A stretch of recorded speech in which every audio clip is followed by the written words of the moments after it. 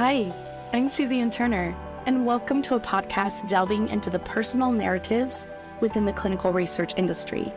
Through candid interviews, we'll learn about the personal journeys and motivations of individuals who have chosen this profession, what I like to call their why.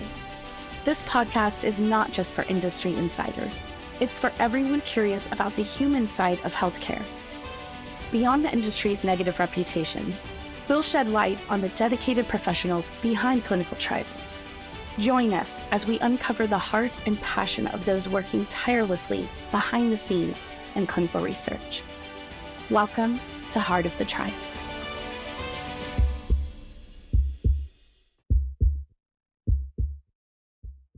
Hello, lovely listeners, and welcome to the final episode of Season 2 of Heart of the Trial, where we dive into the human side of healthcare.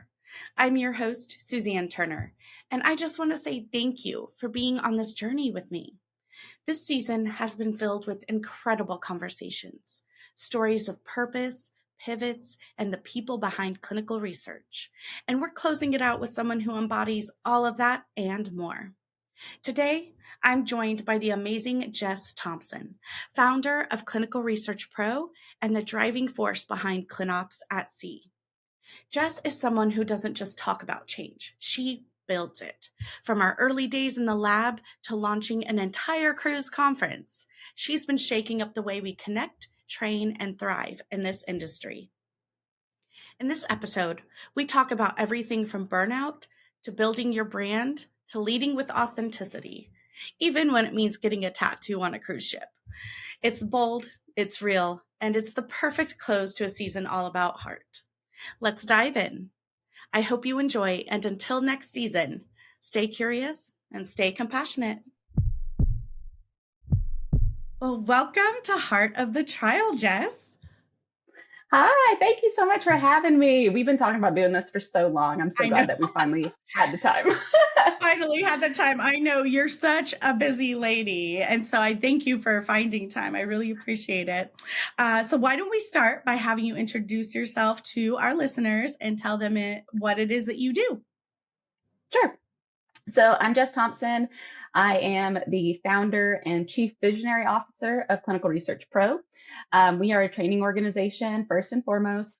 We really help with enabling clinical research professionals to collaborate and also empower them with education and them owning their education. Instead of it being so siloed at all these different companies, they will be able to own their education so that they can bring that with them moving forward. And that's really our goal, is just to be able to educate and empower our clinical research professionals to do what they're good at and what they know how to do. But we all know there's not standardized training in our industry. It's kind of just, learn from the people in front of you. So yeah, that's my main gig, right? So I've been in the industry, clinical research industry, for 16 years. I started in a lab processing poop samples. Very glamorous. Yeah. Mm-hmm. Yep. Okay. Started Was it from for the like bottom. a specific study or like all kinds kinds of studies? We were studying Clostridium. So it was for a study. That grant ended, and then I just hopped in as a study coordinator. And I had fallen in love with clinical research. I was actually one of the weirdos that whenever I was in college, I decided I wanted to come into this field. I had gone to Tufts University on like a McNair fellowship event, and I learned about the organization or the department there that actually studies drug development. And I just thought that was so fascinating. I had never heard of clinical research until I visited there. And I'm sure you've heard, so their director is Ken Getz. He's so well known in the industry, and I've always fangirled over him. So I finally introduced myself to him this year, and thanks. Oh my God. I've heard the name, but that is amazing. So you had that opportunity, someone who has inspired you for the career you're in. Oh, I've had plenty of opportunities, but I was terrified, if I'm being honest with you. Oh yeah. He was like my, because I literally went, he's what changed my mind to come into this industry. And so it's really cool. But yeah, so I finally caught up the courage at DIA this year, and I was like, just talk to him and thank him. Good for you. Yeah. And was it like super casual and nice and like No pressure at all, Yeah. right? Oh Isn't my that gosh, funny he's how the we do nicest that? guy ever, right? But then but you have that fear, right? Like, are you going to be Right. mean? Because then that'll really hurt my feelings. Yes. Oh my gosh. Yeah, like you build them up, and if they disappoint you, then your heart's broken.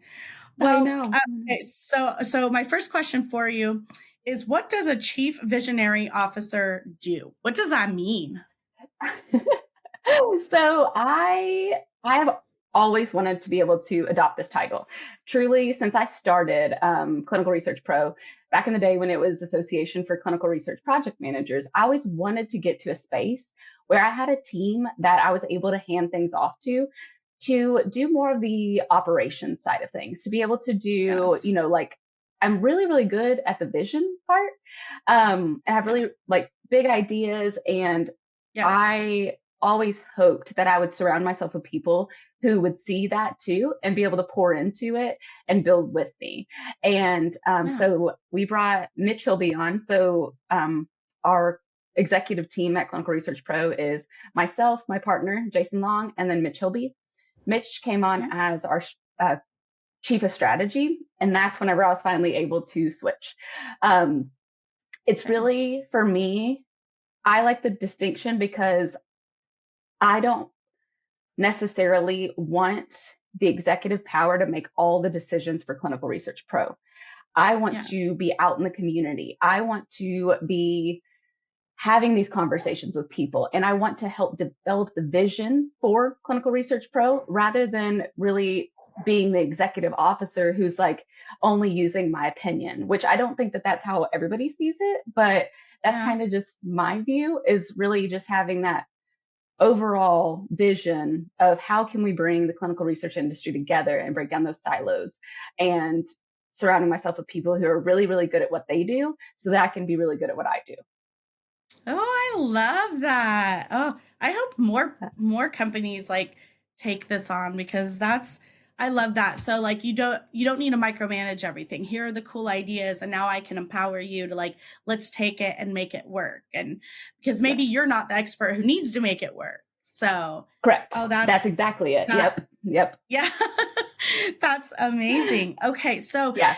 it had a name before it was Clinical Research Pro that you just mentioned. So how long has this company been in place? So, gosh, I started in 2023, I believe. Yes, Uh-huh. 2023. So not Okay. too long ago. When I left, I was at sponsor side, got really, really burnt out. One needed to find what made me passionate about this industry again. I was having like panic attacks every single day, like constant Yeah. panic attacks and crying between meetings and just going through it.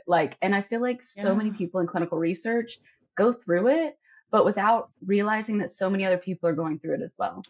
So in Yes. 2023, I had already started doing this. I started training for individuals for clinical research project management. I became a project manager. Well, I got my PMP when I was a coordinator, and Okay. because I was just, let's be real, I was 23, and I was like, you know what I want to be when I grow up? When I got that email from somebody at the sponsor level and it said project manager, I was like, that's who I want to be. I want to be a project Yeah. manager. Didn't know Oh what the yeah. heck it was, right? Yeah, yeah, How didn't know much it what it was. So I entailed. started Googling, right? Yeah, I didn't know. I had no idea what I was getting into. So I started Googling, and it was like, okay, well, the projects have a beginning, end, and objectives to meet. And I was like, excuse me? So we're all project managers and nobody's told us this before? And I took the courses, and then I just fell in love with teaching people how to make their life simpler and how to build out Yeah. plans that really help you drive change forward. Because 95, the statistic from Tufts drug discovery department, Yeah. 95% of drugs that make it to clinical trials don't make it to market. And that's Right. crazy. Like, It we all is know crazy. how much goes into it before it even goes into humans. A lot of those should Yes. be viable based on the science. So what is it? Yes. Yeah. For me, I Well, think it's and operations. I feel like I try to use that to explain to people, because, like when we talk about big pharma, And I mean, I go through this personally, right? Like I have a drug that I can't afford, and so I'm just not taking it. Um, but people don't understand that if 95% of them don't make it, but they're spending the money on that, they do have to make their money somehow. And so, but I tell you, even as someone in the industry who gets that, that doesn't mean I'm not completely ticked off about the situation, Oh yeah. right? So Oh yeah. yeah, No, but 100%. you think a lot of it's operational issues. Yeah, because that was really so I've been really lucky to see the industry across like lab, site, CRO, Yes. sponsor, and now as a service provider or an organization, like kind of both, right? Yeah. And what I saw the most was that we're all science majors. Most of us are science or healthcare majors. We're not brought up like I feel like most of us we either thought we were going to med school, becoming nurses, or we're going to work in a lab, or didn't really know what we were doing. But we always heard that a science degree is going to get us a job, right? So we weren't taught soft skills. We weren't taught how to manage projects. We weren't taught any of this. We were taught science. And so putting a scientist into a position that needs to have incredibly important, like incredibly high levels of emotional like skills and being able to Mm-hmm. communicate and having all those things like and also but also how to manage those projects. That's not how we were taught in college, right? So it's Yeah. crazy to me that we really have that college degree requirement to enter the space, but we don't have anything about how we actually do the studies. How do we actually Yeah. run it, right? Because it's more of like if I was coming in as a new hire and you were training me, you're training me on the knowledge you know, but you got that knowledge from the person Yes. before you, and you got that knowledge from the Exactly. person before you. So Mm-hmm. why can't we standardize that? Why can't there's some things that every study coordinator needs to know. There's some things every CRA needs to know. And there's some Yep. things that just every clinical research professional needs to know. So Yes. what is it that's causing this problem? And that's really what I saw was we don't know how to manage our studies. We are on the cutting edge of science and manage our studies with Excel spreadsheets. So many Excel spreadsheets, not even So just one, many. like so many. You always need a tracker for something. So Always. obviously, and none of it connects. Like we have the most complex projects of any industry because like even if you think about it, sorry, you got me talking on my passion right now, No, Suzanne. I'm going to be I going love hard. it. Go, go. um, so if you think about it, like on a phase 3 study, I did vaccines. That was primarily what I did previously. Now I'm more into like drugs, devices, or sorry, devices primarily, and regulatory. But previously I did vaccines. So for example, if you're running a vaccine study, phase 3, there's 40,000 patients and you have Mm-hmm. 6 countries, whatever it is, right? 250 sites, 45 CRAs, That's the math, huge. Oh, right. And like, so when you do the math, even with very, very like conservative numbers, and I'm talking like yeah. 5 people at each site, one project manager per vendor, only 5 vendors, Yeah. very, very low numbers. That's over 1,200 people performing project management duties within that one study. Oh But my God. it's also over 40,260 something, but probably over 40,500 sub projects because a project has a beginning, an end, and an Yeah. objective to meet. So study Yes. startup at each site, that's a project. Enrolling each patient and going through the schedule of activities, that is a project. Each of these things that we do are projects and we do not manage them like they're projects. We just throw Yeah. stuff at a wall and see what sticks. And then we hope for the best. Yeah. I call it fly by the seat of our pants project management. Like, And it's why everything's always on fire. It's why we all run around putting exactly, fires out. Mm-hmm. because we have to be reactive rather than being proactive because we've never Yeah. been taught risk management. We've never been taught like how to speak to stakeholders to make sure everybody's aligned, how to manage certain aspects of the timeline and the budget and understanding how the timeline, budget, scope, and quality all go into each other. You can't make these decisions Yes. by themselves. And Yes. yeah, and we're not including the stakeholders. We're not including the people doing the work either. Like, so we have so much money that is being wasted in this industry because of poor project management. Even thinking about Yeah. all those stinking amendments, if we would have just taken a little bit more time in planning, we could have saved, I think the statistic is like 500,000 per amendment. And that's not even talking, that's like with the fees and that kind of thing, not even thinking about if we Yeah. had to stop enrollment, having to push that off, anything like that. So in my opinion, there's so much that we are doing such a disservice to our clinical research professionals by not training them adequately. Question for you, as someone who doesn't do that stuff. If like a protocol's going through, it's being built, you're building a protocol. Do they bring in end users? You're already shaking your head. You know where I was going, because they don't even bring in the project team. Yeah. Mm-hmm. Okay. So as a PM, a lot of times you're handed everything. You're handed the timelines and the budget and all this kind of stuff that the bid defense team has promised. And then, but they're going to promise so fast timelines, so cheap because they want to win that bid. And then that project team has to deal with the repercussions of that. Yes. As a TMF person, I have always felt the impact on that. They never build in enough time at the end of study to wrap up. They start dropping team members like flies at the end. Even working on the sponsor side, I still struggle with this sometimes because they don't bring me in early enough in those budget discussions and stuff. And then it's like, well, did you guys ask this? Did you think this? Did you look at this of their system? You know what I mean? Like I felt this, and actually I don't think I realized how much some of the other ones were feeling this, because I guess everybody, like project managers and all were being brought in earlier. But I mean, as someone, and I think we're similar here, because like I love training and stuff as well. And something I've learned is not everyone can do training, right? We know that. No. Because you have to think as the person doing, as the end user. So when you're building it, you have to think that way, which is actually quite hard.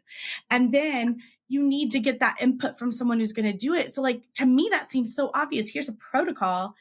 Talk to a doctor who will actually be utilizing it to determine what, and then they could save $500,000 or something, like minimum, right? They could save so much money. I feel like it's worth paying the doctor a couple $100 to review it, right? Like, just for their time, right? Or even bringing in like because it's so much easier to come in with a budget and timeline that makes sense. Right.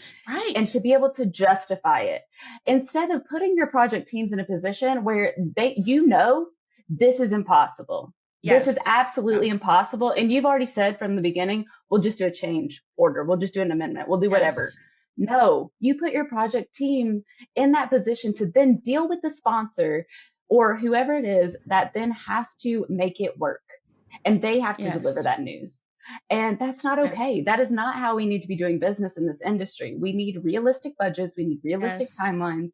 And we need to involve every subject matter expert that is needed in order to figure out the budget and the timeline before we agree to anything. And when we're doing the protocol and everything too, because right now it's usually up to one or two people that are making all this happen. And then they go through some reviews, but it's all internal to the sponsor. Or it may be one KOL. But a KOL probably isn't always practicing, right? So they may be totally out of the game. They may be thinking that, maybe they haven't practiced in 10 years. That's not the same situation. We need to get our sites and the people that are enrolling these studies in there and having the conversations and as our key opinion leaders. But it's crazy. What is a KOL? Oh, key opinion leader. Sorry about that. Oh, okay. No. That's great. I'm learning. We're all learning together. Okay. Key opinion leader. Okay.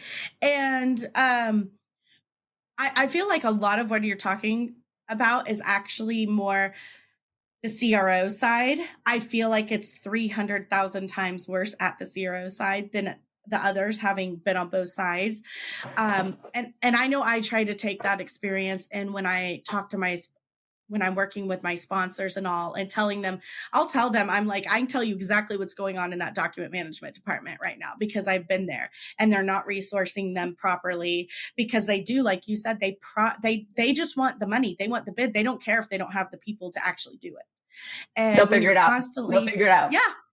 And when you're But you know constantly who's figuring setting it your out? people up to The study fail, team. that's Mm-hmm. right. You're setting them up to fail from the get-go.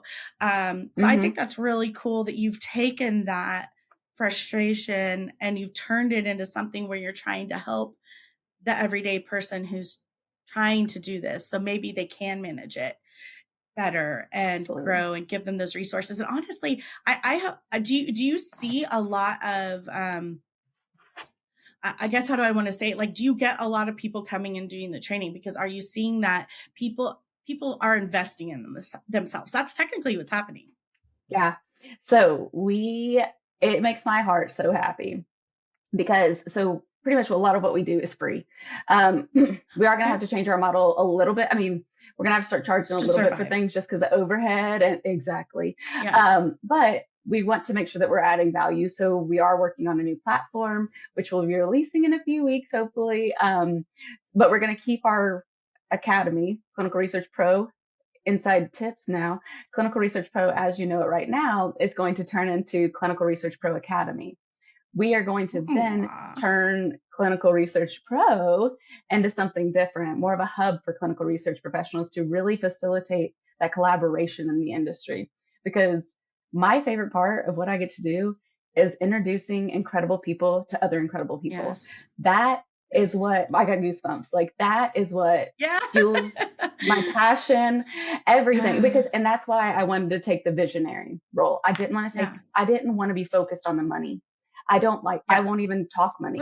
I make Mitch and Jason talk money because I legitimately can't do it. No, if anybody wants to do anything, I'm like, nope, sorry.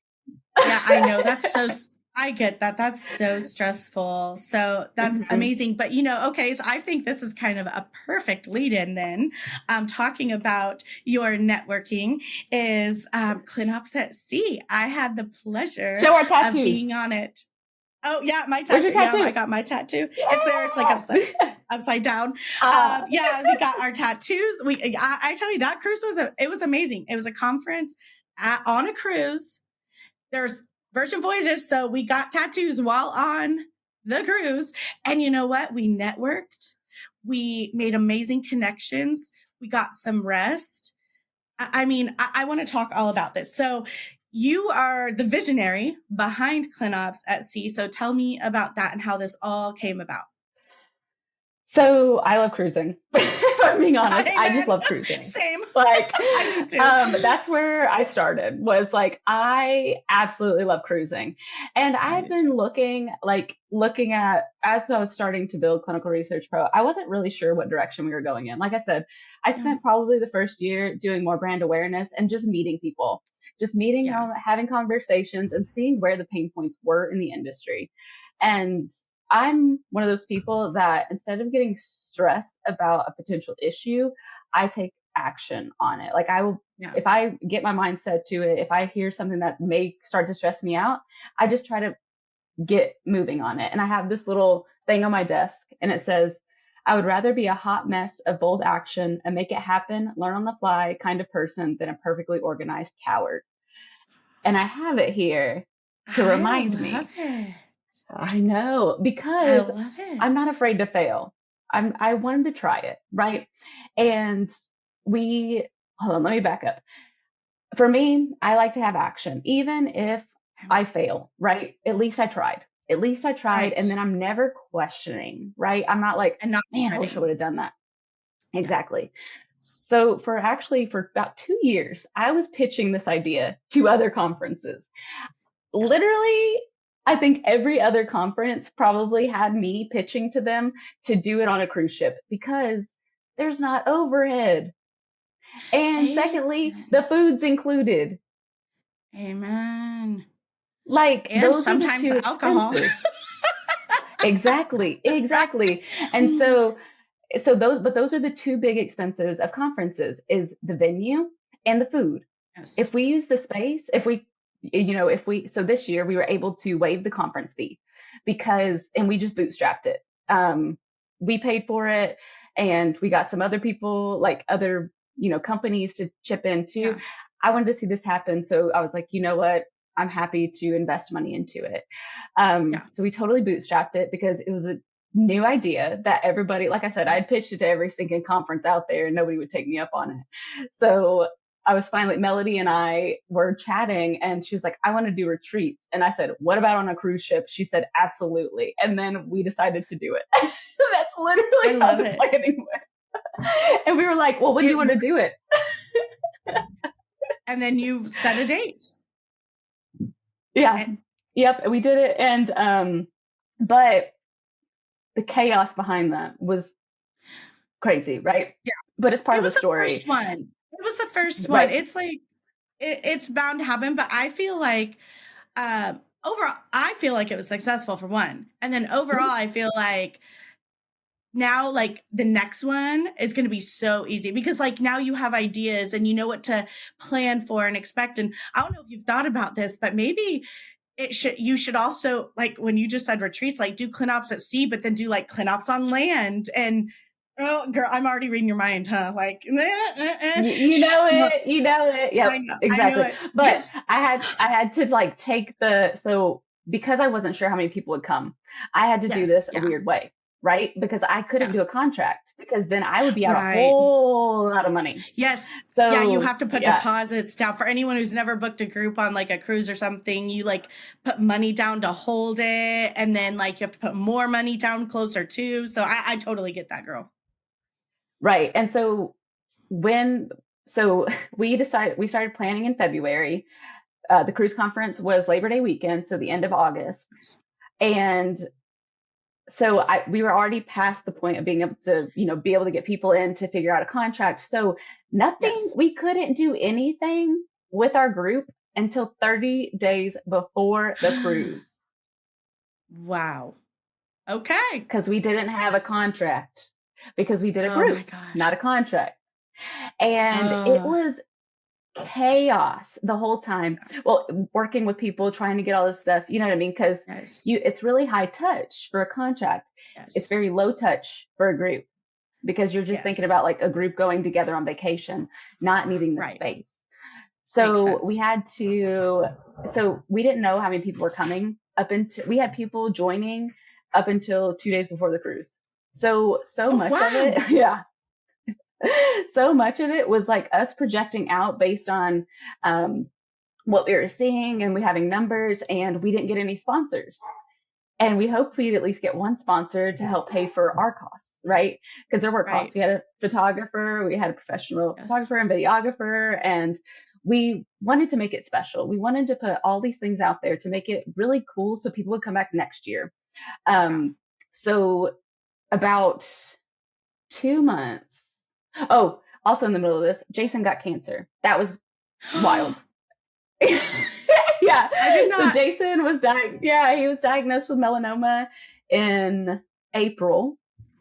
And and so it was just Melody and I at first planning everything. And I'm a travel agent because I knew I wanted to do this. So I've been a travel agent for a few years researching it. So I was doing that side of things, but then Jason ended up having to go through treatments and everything for a couple months.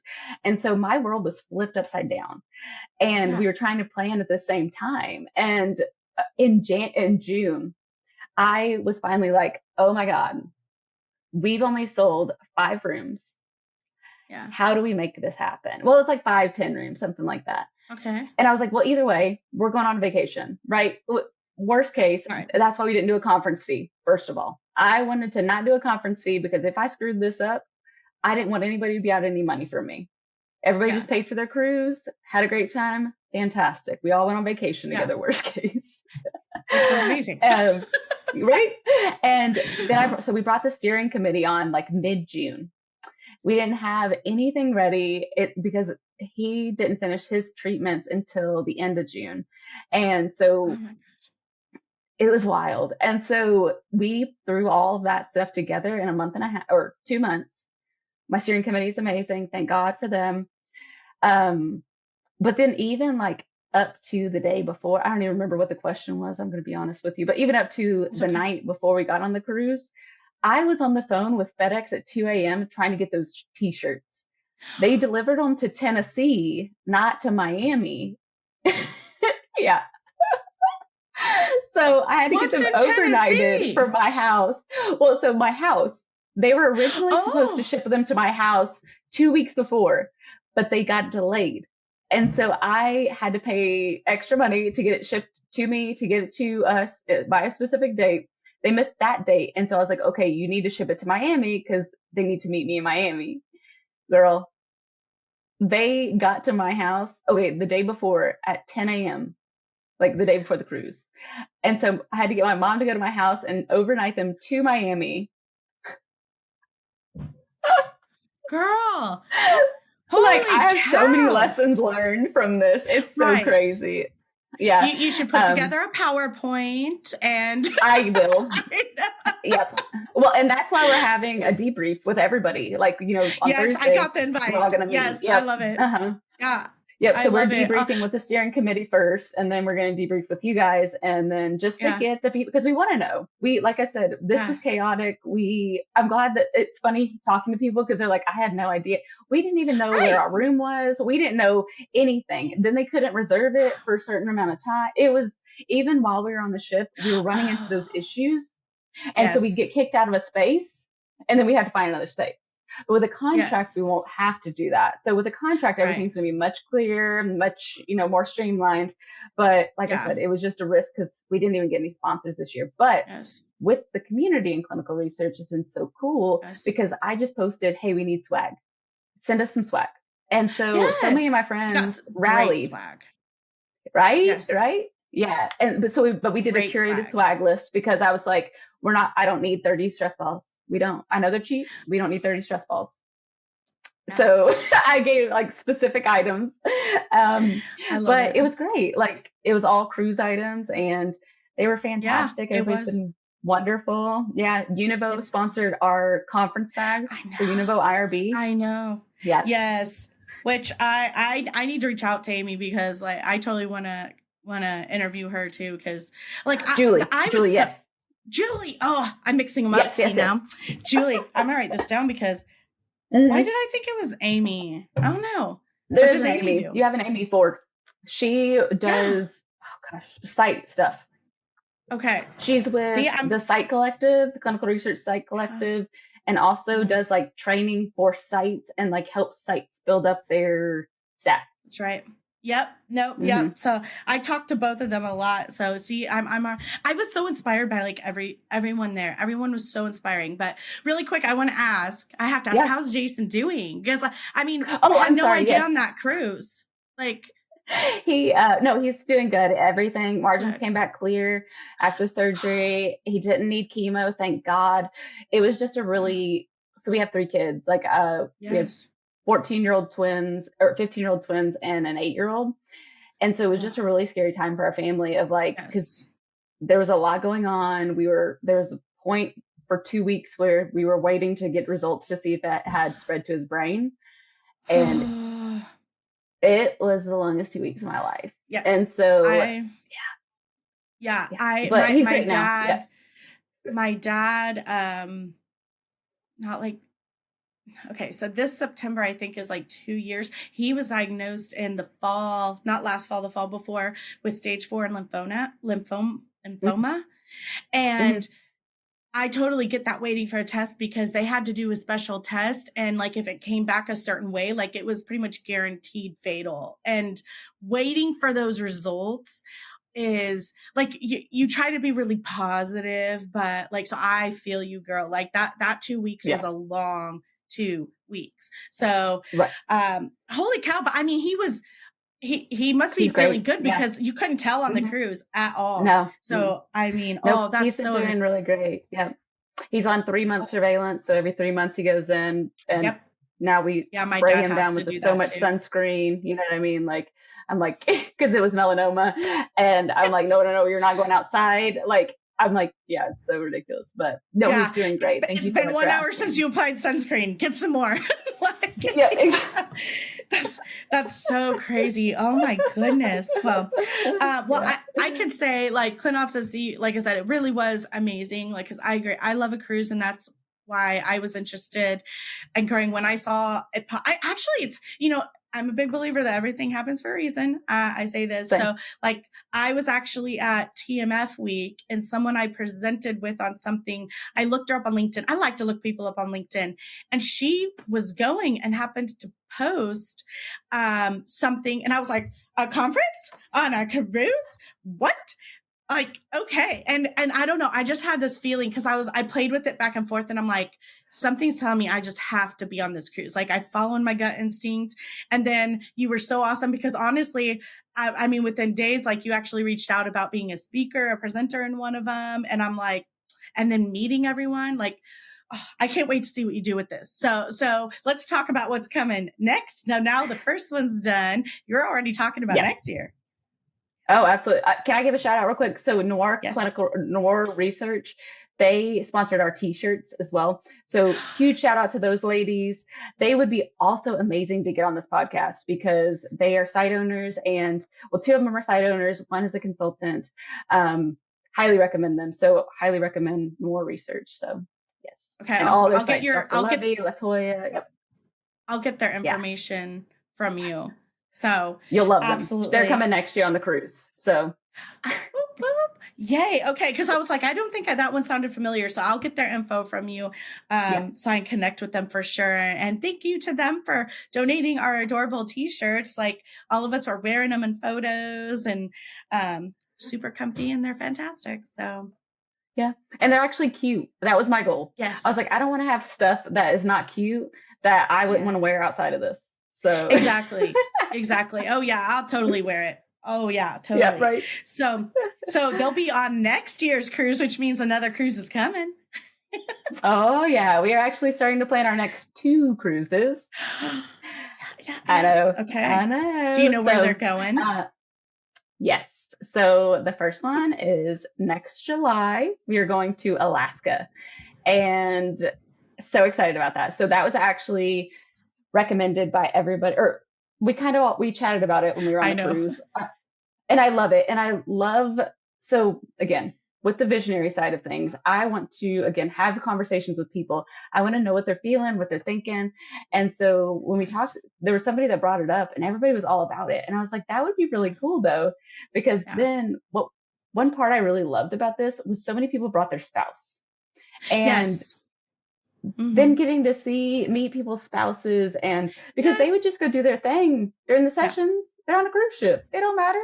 Yes. And then, just meeting people's spouses and getting to know people as people. But, part of that too, though, is since it's 7 days, a lot of people are going to use that as part of a vacation too, know? Yeah. So really excited. So that one's Alaska in July. Let me give the dates. July 16th, if you have them. Yeah. 2026. Okay. Yep. And then we are looking at in 2027, probably January, whenever it's really cold and gross and everybody hates it outside. We're going to go to the Caribbean. I love it. So my theory here is that maybe what we should do is in the summer, we go to colder places, and in the winter, we go to warmer places. Because so much of this was about mental health too. And so we all need that break, especially in the middle of January when there's nothing going on. And I know. Yeah. I'm really excited about this. So I'm sure you'll be seeing me on these because I love to cruise too. I usually go on at least 2 a year, and I actually don't have any planned for next year because I'm actually going to visit my some of my foreign exchange daughters. So I'm like going to Italy and Thailand, which is amazing, but I'm like, no cruise. Do a cruise from there. Do a cruise there while you're over there. Yeah. I know. I've done one. I did a couple, and they're great. So we'll chat. Mm-hmm. Yeah. Oh, mm-hmm. I pretty much lived on a cruise ship. So whenever I was a digital nomad. That's right. I remember you telling me that. I'm so jealous of that, honestly. Yeah. It was so great. It was such a wonderful experience. So, but that was during my since I started Clinical Research Pro or CRPM or whatever you want to call it, what we were before, I was all over the world. That was kind of cool too, because I was a digital nomad, but I was going to all these conferences and just having conversations and meeting It's people and connecting amazing. people. And it's been a really cool journey. Like, I told my story about my mental health on the Yes. cruise, and to Yes. see that me having my absolute breakdown led to this incredibly beautiful space. And I would Yes. have never even thought, and I would have never thought that this would be possible, or it wasn't even something I wanted to do, you know? Right. I kind of created the role. But that's part of the reason that we have a brain in our logo, is to keep Yes. that at top of mind. And I mean, Yeah. because also we're all smart too, so got to keep that on there. But just to keep it Yeah. at top of mind of like our mental health, and since it was really the path that got me to Clinical Research Pro, it Yeah. was kind of reaching my breaking point, but then kind of powering through and rebuilding. Yeah. And I could say, like, for one of the things I loved, and for anyone, well, first of all, anyone listening, I completely recommend this conference. You need to be on it. But I loved how, like, you even said when you like sent some of the pre emails and planning and all, is that you're like, we know you're professionals. So you don't have to dress like it. You can wear what's comfy. This is a Caribbean cruise. It's going to be 90 plus degrees outside. Wear things that you're comfortable in. And I loved that, because yes, for my session, I dressed up because it's what made me comfortable. But overall, I didn't stress about what I was wearing the rest of the time for the most part. I made sure it was comfortable, and, I felt comfortable enough in it being around other professionals, but just shorts and t-shirt and stuff. I love that. So this is definitely a fantastic environment where, yes, you do some learning, but you get some of that mental health, and you can respect the fact that we're still human beings behind the everyday front that you see us while we're doing our Right. jobs. So Yeah, I because I loved feel that. like that's good. I'm so glad, because that was, I mean, part of the reason I chose Virgin, because there's no Yes. kids, first of all. But Yeah. yes. Yeah. Amen. Sorry to those, but amen. Right. We all need a break. Right. But also because they are so, like, you don't have to get dressed up for dinner. No. There's no requirements for anything specific. Just show up as you. And Yes. for me, I consider my edge to be authenticity. I Yes. am what you see is what you get with me. I'm having Yes. conversation. You know what I mean? Like, I'm not going to say something Yes. different behind anybody's back. I am who I am, and Yeah. who I am online is who I am in person. Right. And, Yes. gosh, my ADHD just kicked in, and I don't It's remember okay. where I was going with this. That's my life, girl. I squirrel. It's squirreling. I was talking about So my how, dog came and breathed on my leg, and that's what just happened. yes, we were talking about how we could just be ourselves and be authentic. Yes. Yes, Okay. absolutely. But okay, sorry. There we go. Thank you. I feel like Yes. we have all been taught in this industry of like, there's this hierarchy, right? Of like sites. Yes. Why they're at the bottom is so stupid to me anyway. Don't even get me started, because they do the clinical research, but okay. Yeah. So sites, CROs, and then sponsors, right? Yeah. And then service providers are kind of all over the place. But Yeah. whenever we break down the title, when we get out of the stuffy clothes, whenever we just connect as humans, that's where we build these incredible relationships. Because yes, Yes. I might not be able to be a customer of yours right now, but Yeah. I'm going to recommend you to everybody I know, right? Because Yeah. I know you as a person. Right. I hung out with you. I know your mission. I know your values. I know these things, Yes. right? So even if that ROI isn't like, I didn't meet somebody who signed a contract right then, right? That Yeah. drives me crazy whenever Yes. vendors expect that, because you should never go into a conversation expecting something in return. It shouldn't be transactional Yes. like that. It has to Yeah. be relationships. This industry is all about relationships, Yes. and Mm-hmm. breaking down those barriers, Yes. breaking down those silos, and being able to say, okay, we're just humans. And I loved how everybody kept Yes. saying, I'm representing me. I'm representing me. Yes. And Yes. I love Yes. that, because there Yes. was no concern about, like, saying something, or like you could Yes. say something about a sponsor and not worry about who was doing what. Like, I mean, of course we all kind of Yeah. knew, but we also all Yeah. came because we're representing us, right? Us. As Yes. humans. Yeah. Yes. And We're building those investing in relationships. ourselves. Yes. Right. I Well, I even love it. we actually had a site that brought their whole team. Yes. And Yeah. I I talked to loved them. that. Like, Yeah. yeah. And so I love that part too. Cause like, I mean, I get it. Like sometimes, yes, you want to bring your team, but showing up is who you are, right? Because Yeah. we hire great people.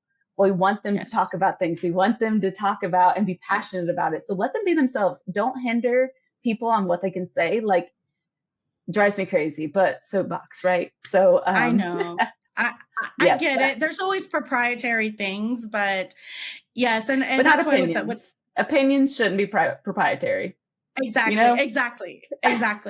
And I try to be very careful with the podcast warning people and stuff, like, because so many companies do have things, but I try to make it very clear, like when you're coming on my podcast, I'm not here necessarily talk about Clinical Research Pro, which we do because it happens to be your company, but I'm here to talk about Jess. I want to hear Yeah. Jess's story and her thoughts. And because people say, what I don't know what I'd talk about. And I'm like, we're going to talk about you, honey. We're going to talk about you. And it's amazing how I think sometimes people think they're what's interesting about me or whatever, but I have yet to interview anyone on this podcast, but who I didn't find interesting, because everyone has Right. a different journey, and it's so cool to find similarities. Like, one of the things that I loved about this group of people, and I think we all felt this, is we all vibed so well because we all feel the same way. Like, we're trying to be our authentic self. We want what's best for the industry as a whole. We want to figure out how to work together. We want to grow in that way. We don't want to gatekeep. Like, that came up, we talked about that in my session, and I feel like it's came up a lot. Like, I mean, yeah, like Univo, Julie got up there and she's like, here's a whole thing I created for my company. Here you go. Like, I mean, talk about not gatekeeping, Yeah.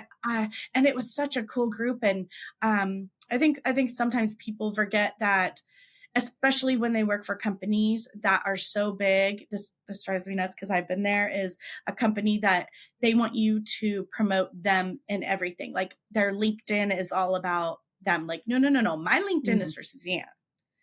Your Yeah. LinkedIn is for Jess.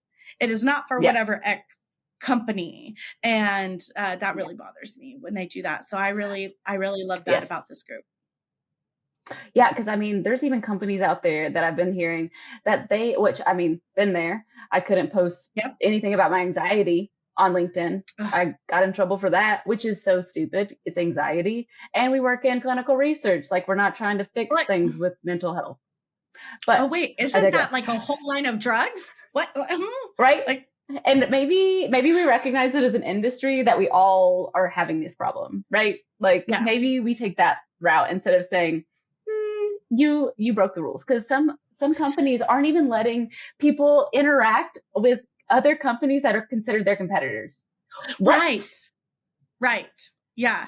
Yes. Like, I've noticed that when they hire, they sometimes want to confirm that you've never worked for blah, blah, blah, or have you ever had experience in this area or whatever. It's like, if we are being professionals and doing what we need, we're doing what we need. So right. let's Well, grow. and say I worked, like, maybe we worked at the same company before and like Yeah. you left, right? And then Right. I'm still friends with you, but then Right. I can't interact with you because that you went to a competitor. Yeah. Why nobody's going to want to I've be with your company. Yeah, I'm unfortunately really experienced that, and it's really devastating when that happens. So the good news is we're not there now, and we're trying to spread Nope, goodness you're not there. and positivity now. So Yeah. so it's been amazing. Let me see if I have anything else that I wrote down and that I want to make sure to get to. But I think what a thing is, like, and I kind of feel like we've touched on this all through the whole conversation, but I really like to talk to my guests about their why, like why you keep doing this and what keeps you going. So it's not a rare disease, but it's rare for adults to be diagnosed. So I have something called cyclical vomiting syndrome. Didn't know I had it until I was 21. I had actually wanted to still go ahead. I was like going to go ahead into this industry anyway, right? But I was in the industry already. I ended up having to quit my job at the University of Washington because when I moved to Washington, something in the air was just really like apparently like the mold, and I just did not get along in Washington. Oh, So because it's always I wet. wet. Yep. I was super Yeah. healthy there from like May through October, but November through April or May, I was so sick. Like I was hospitalized all the time. Oh yeah, I was throwing up like 150 times a day. I had a PICC line. So that's my PICC line scar because I had to Right. give myself medication and everything at home.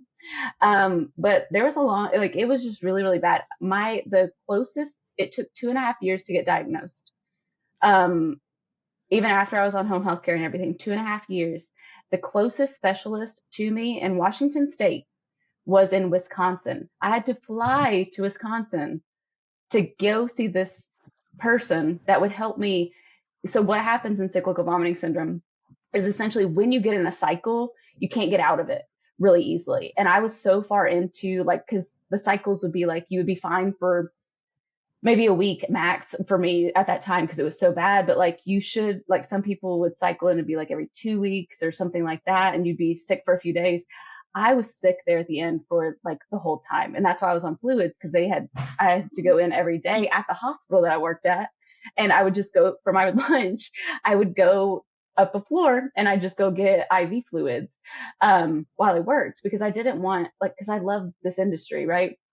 Yeah. So I ended up having to quit my job because my health insurance wouldn't cover home health care if I had a full-time job. So I had to quit my clinical research job. And then I worked two other jobs because I don't do good with, not enough, like I'm too busy to Yeah. sit at home. But for that time I was on home health care, I couldn't work full time. So and I had the PICC line.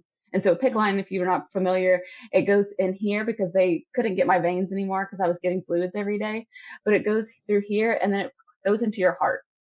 And I had a PICC line for 6 months. I did, all of that. It was awful. And I was married at the time. My ex-husband's military. We finally got a compassionate reassignment to move back to this side of the country because I would never had this issue before. So my doctors were like, it has to be something in the environment. I lived there for 3.5 years though. Like it was crazy. I mean, Oh my and God. again, this is something that took 2.5 years to diagnose. Nobody could figure out what was wrong Why? Is it because it's just so rare because in it's so adults. rare? Yep. Oh, because it's So so rare. in adults, only in adults. Yeah. So kids, cyclical vomiting syndrome, it's not as rare, but in adults, it's super rare. And back then it was like 2015 ish, no, 2012 ish. Cannabis was legal in the state of Washington. If you have too much cannabis, you actually can develop something that is like cyclical vomiting syndrome. So Okay. every time I went to an ER, I had to carry a paper with for my specialist saying exactly what needed to be because they would assume that I was just too high and having this. And so that's part of the reason why it took so long. But all of that to say, so again, my specialist was in Wisconsin. I had to fly there. I had a PICC line. Like I was not well. I was throwing up on planes. It was bad. That's why I'm Oh in my this. That's why. Amongst so many other reasons now too, God. because every time like my aunt had cancer, she was diagnosed the day after Jason got diagnosed. And yeah, Oh I know, I know. my God. Oh Girl, it's been my a God. hell of a year. It has been a hell of a Yes. year. Oh my But gosh. she's Please fine. tell me you're But taking another vacation. Like, right. Well, it's conference season, but yeah. yeah, true. Again, yeah.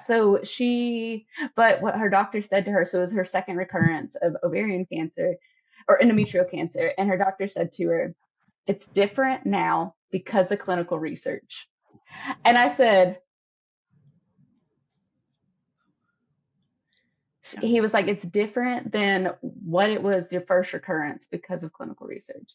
And I was just like I've got goosebumps. And I got goosebumps just now too. Like, oh my gosh. so Wow. like, yeah, so part of it, like my why is wanting to help research move forward in a way that is operationally sound, right? So that way we're helping more patients, getting patients treatments that they need because I was that patient And I was to the point where I couldn't do Couldn't do it anything. And anymore. there was no answers, and science has the answers. So how do we make it so that we can get these therapies to our Yeah. patients? Because our patients should be our number one stakeholders, not our, Yes. not anybody that's funding things. It should be our patients, and they should be the Yes. stakeholder. But That's amazing. Holy cow, girl. but that's why I have this phoenix feather. That's why I Yes, have my I love it. tattoo. So it's got a I little love star it. around my PICC line scar, because phoenixes rise from the ashes. And so that's what it was. So That's amazing. That's a very good why. That's amazing. And you have so much going on. I'm so excited about. It sounds like you're continuing to make plans. I can't wait to see what else comes. And I know we're definitely going to stay in touch. So I'm very excited about it. And a little teaser. I don't know when this is coming, when I'll be posting this, but I'm going to be even doing a webinar with Clinical Research Pro. So that's exciting. Well, before I let you go, can you tell our listeners, because by now there's no way they don't want to connect with you. How do they connect with you? Yeah, I'm on LinkedIn, Jess Thompson. I think it's like Jess Thompson PMP or something like that. Yeah, LinkedIn's probably the best, but please just know that my inbox is scary. I do have a VA now, so highly recommend girl. to help. Yes. I know. I'm starting to learn to release the hold a little. So, but yes, I'd love to connect with you. It takes time. Yeah. Yep. And then of course there's and the if you want some free Research training, Pro website. Yeah. Yep. If you want some free training, we have a free ICH E6R3 training, the newest one. Great. And so Mitch Hilby from Diversa Trials, he's my business partner. He developed it. So it's free. It's approved by, or it meets a mutual approval by Transcelerate. So you can find it in SIP and you can find it in Firecrest. So it's all good to go, but it's free. clinicalresearchpro.com. You can find it there. Everyone should have GCP trainings. Do it. Okay. Yes. Well, thank you so much for your time, Jess. And I can't wait to see what you have coming in the future. Thank you so much. And thank you for doing this podcast. I think it shows how human we all are in this industry. Yes. Oh, thank you so much. This brings us to the end of today's episode. I want to extend my sincere thanks to our guest for sharing their inspiring journey. If you'd like to connect with them, you can find their contact information in the show notes. I also want to express my gratitude to you for joining us on this exploration of the clinical research industry. I hope you found today's episode insightful. If so, please consider leaving a review on your favorite podcast platform.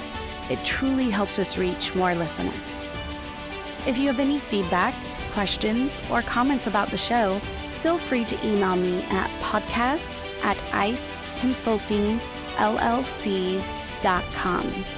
Thank you once again, and I look forward to having you joining us on our next episode of Heart of the Trial.